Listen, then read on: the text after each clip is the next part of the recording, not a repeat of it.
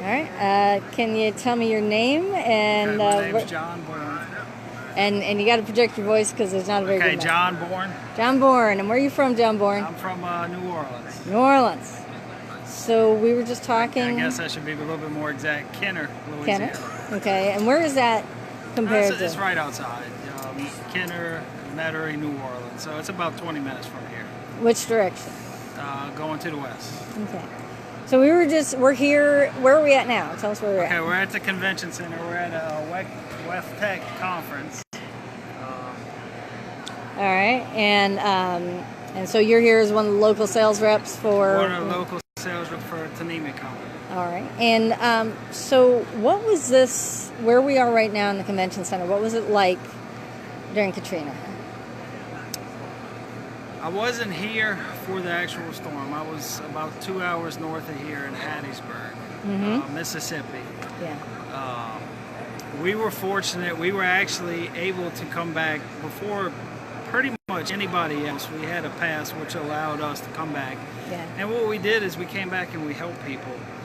And in that process, just what you saw, the devastation, the trees, the flooding, just the disaster, people's houses. Just, I think the thing that you can't relate to people is the emotional damage that every person you talk to had, how they felt. Just, you can't relate that feeling. You can't describe it. And I think that was the hardest thing, just seeing people whose lives were destroyed. When you did come back, it was, you can't describe it. Now, so were you out in a boat? Were you walking around? You said somebody passed away? When we came back, it was probably about 3 days after the storm. I think the public was able to come back a week later. Okay. So when we came back, the floods in our area, so I came to my parents' house, which is in Kenner, and that area had dried out. Now, it was still difficult to drive. You had a lot of trees in the road. That was the biggest obstacle at the time. Right. But we were able to maneuver from Hattiesburg to their house in Kenner, help them, help the local people there, kind of facilitate aid and so forth. Right. And so there were. You said you had a friend who was so out I trying to help. had a friend, one of our buddies. It was actually my brother's very good friend. Yeah. He was in Baton Rouge at the time, and he had a friend. And he said, "Mark, I'm gonna help."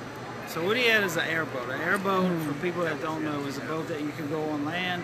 You can also go on water. He said, "Man, I got the perfect boat. I want to help. I want to help New Orleans people." So he went to New Orleans, and while he was there, he's helping people, going to houses, taking people off the roof. Yeah. He's getting shot at. And that just terrified him. So he said, "Look, I'm going to do it for my city. I'm going to suck it up." Well, he gets shot at again. After 3 shots, he finally said, "I can't take this anymore. I'm not going to, I'm not going to give my life to helping people when I'm getting shot." So he eventually told the cop, he said, "Look, I can't do this." Right. The cop basically gave him a bulletproof vest, and he said, "Do this for your city." Yeah. And he went back out there, and he got shot at several times. Yeah, one of the things that we've been talking about with folks here at WEFTEC, and we'll talk about more at the Hurricane Heroes Summit, is as water professionals, people passionate about water, and people want to help, we go running into danger, and we go running in after a hurricane. It's like, I'm going to go help people. Yeah. And it's not all, let's all hold hands and sing Kumbaya. Yeah. So you also mentioned a neighbor, some of the looting that was going on. So my parents' house, their community flooded. It wasn't much. I think in their house they might have got about 2 or 3 inches. Yeah.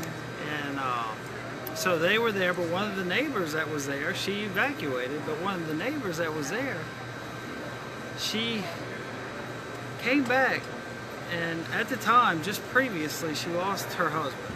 Yeah. And so she didn't have much to memorize or remember her husband. One of the things she did have was jewelry. And that was the one thing that she valued that really kept the connection between her and her husband, even though he was gone. Yeah. And she gets back, and somebody broke into her house. Yeah. And so she's devastated because she lost the one thing that meant everything to her. Yeah. And she was crushed, and my parents knew her pretty good, and it was destroying her. And it was probably about a little over a month later, Yeah. she has a pool in her backyard. She drains the pool to clean the pool, and she finds that there's a dead guy in the pool with a bag of jewelry. So she got her jewelry back. And what it was is, at the time when I guess the guy broke in, he couldn't tell because the water was dirty and you had 2 inches of water. He didn't realize it was a pool. Yeah. And so when he ran out of the backyard, he hit the pool and he couldn't swim. She got her jewelry back. You know, we come to New Orleans every 2 years. Mm-hmm. The Water Environment Federation, it goes back and forth between Chicago and New Orleans. And we got tens of thousands of water professionals coming to New Orleans talking about water treatment and, oh yeah, we can do this in a hurricane and this, that, and everything. But for people who work here in hurricanes and people who are living through it, that emotional aspect, I don't think people really understand that that's part of it. Yeah. Yeah. And anyone that we see that lives here has been through at least one hurricane. How many hurricanes do you remember? I've actually only been through 1 or 2 hurricanes. Nothing devastating. Not a Isaac, not a Harvey, not a Katrina. Yeah. Smaller hurricanes, not much damage. Yeah. But, Which ones? you know, Which was that? Do you remember? You know, I don't even remember the names. There's so many names. One maybe when I was a kid, and then another one when I was, Yeah. I want to say in high school maybe. I don't remember the name. I I remember the storm. You do Yeah. remember the storm. You remember Yeah. the trees are shaking, and you know you're looking up, and there's a tree right there, and if it falls, I mean, it could fall on you, and you can't run away from that. And so, you know, it's definitely a different feeling, but you know, coming back from Katrina, just the devastation on every person, and just the emotional toll that it had on people, you can't describe it. You can't. I mean, you can't. There's no way to paint a picture in words to describe what people went through and what they felt and what they saw. You can't. Is it? You know, people are still carrying it. Honestly, I don't think. I think that we were, or have some people. I'm sure if you talk to people, you know, imagine a lady who loses her jewelry and everything that she had. Yeah, I could see how she would carry it. Right. Me personally, I wasn't here. Right. I think for the most part, you know, most people are doing good now. Yeah. I think in some ways the city is better, but there's a lot of ways it's not. Yeah. I mean, there's a lot of places that it hasn't recovered. Yeah. You were talking about the fact that Katrina was not as bad as some hurricanes that the city has seen, and why it turned out to be as bad as it was. What did you hear? Katrina, from what I understand, it wasn't one of the worst storms we've had. In fact, on average, it was less than average as far as rainfall. Mm-hmm. I think what got Katrina is it did hit in the right direction, so you have surge. Mm-hmm. And what happened is, I believe one of the boats, and I'm not exactly sure what kind of boat or where exactly it hit, but I know one of the boats hit a levee. Yeah. When the boat hit a levee, the levee busted. Well, when you're in a bowl and a levee busts, that's the wall. Disaster. That's the protection. So that's in a sense what happened. I don't think it was necessarily the rain or even the surge that was that bad. It's just the impact from the boat. Just you break a bowl and you're getting wet. Now, were you around for Isaac?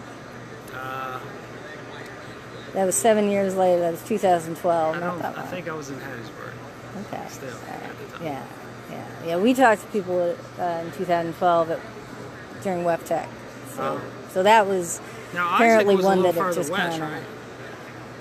I believe that was more Cameron, Vermilion Parish, Lafayette.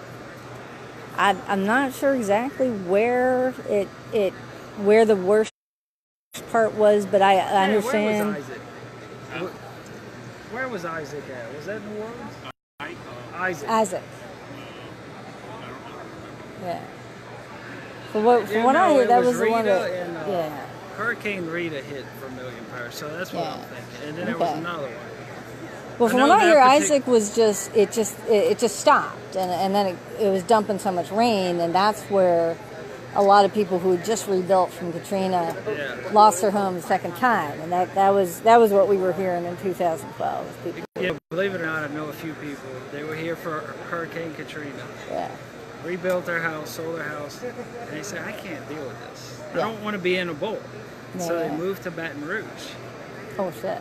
Just recently, I know somebody who's moved in the last year, and they got, I don't remember, I think 28 inches in a week that Baton Rouge got.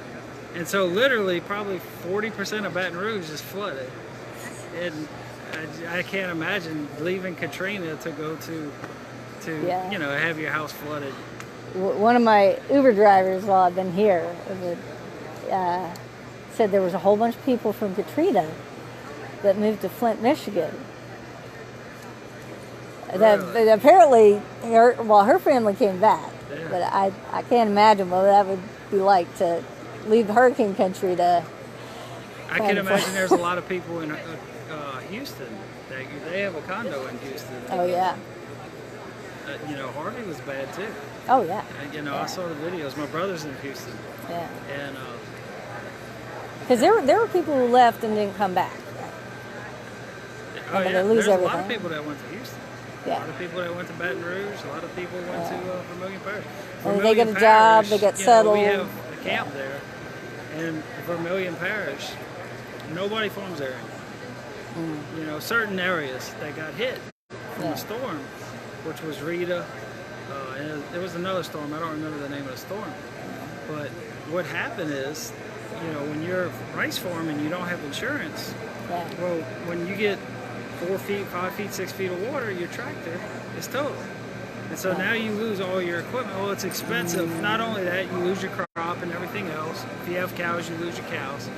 And there was a lot of people, they had to wait because what happened is saltwater intrusion, salts in the soil, contaminates the soil.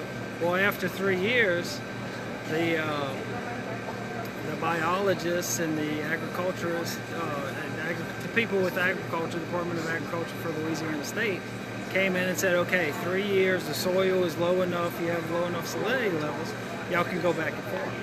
And so a lot of these farmers all said, okay, we're going to buy new equipment, we're going to do it all over, we're getting new cows, we're going to replant. Yeah. 3 years later, another storm hit. And so at that point, when you lose everything that you've worked for your whole life, and there's no insurance or there's nothing to help you out. There's a lot of people that nobody farms in that area, and at some point you lose everything. You can't even afford to. Yeah, we've been working with some folks in North Carolina, and part of the Hurricane Hero Summit is going to be raising funds as well as raising awareness of all the hurricane impacted areas. I mean, we've had hurricanes and everything from Hawaii to Puerto Rico. Yeah, from North Carolina to Houston and Florida and each one's different. But in the Carolinas, they just lost, with the cows, they're outside. They were able to get away. But in North Carolina, you had all these hog farms and chicken farms that it hit so fast. Some like 44 people died, but thousands of chickens and hogs died. Yeah. So that's kind of hard to replace. Yeah, I mean, you can't start predict, over? Yeah. Unless everybody can move everybody to the center of the country. Yeah. It's not going to happen. I mean, you can't predict that. And it's unfortunate. Well, then you got tornadoes. So what are you going to do? Everybody's got something. Yeah, now, we did also hear from folks, even folks who are just rebuilding still, that when Florence hit in the Carolinas, folks in New Orleans started sending, like, they knew what they needed. Yeah. Right? So did you get involved with any of that? Did you hear about some of the efforts to help support the folks in Florence? No, I think the main thing is just government being prepared. And in all honesty, because of Katrina and the circumstance with, the situation we were in, nobody expected it. I don't think it was really anybody's fault. Just, you can't expect that. Right. And, now that we're, we understand and we know which areas we were at fault or which areas we, should have done things differently. I think, I think that being prepared is your biggest protection in a storm, especially if people that are going to stay. So, if based on your experience of going down right after the storm and trying to help people out, if you were given some advice to say there's some water professional who's like, I'm going to get down there and I'm going to go help the folks in Puerto Rico, I'm going to go help folks in North Carolina, what would you tell them to prepare before they go into that war zone? What would I tell them to prepare? They want to come help. They don't know what to expect, do they? I don't know exactly. I mean, obviously your supplies, water, your typical stuff. And just emotionally. And prepare emotionally, but I mean, at some point you have to have equipment is everything. If you don't have a boat, you can't help. And so it depends on the situation. Every situation is different. I don't know exactly what I would tell them. I guess do your homework. Know what the situation is before you go. Know how to help. Yeah. I mean, and look, in all honesty, if you get there and they say, look, we have too many people, you're not an asset. In some cases, you're a liability. So find a niche, find a way, find out how you can help. And, there's plenty of ways you're needed. It just, I think the situation it depends. Well, that's usually the answer in most of our challenges in water is it depends. Yeah. So, all right. Well, Stay John high. Borne, stay dry? Yeah, we'll stay high. Oh, stay high. All right. Well, John Borne, we really appreciate your time and sharing your story from Katrina and sharing your advice and thank you so much. Absolutely.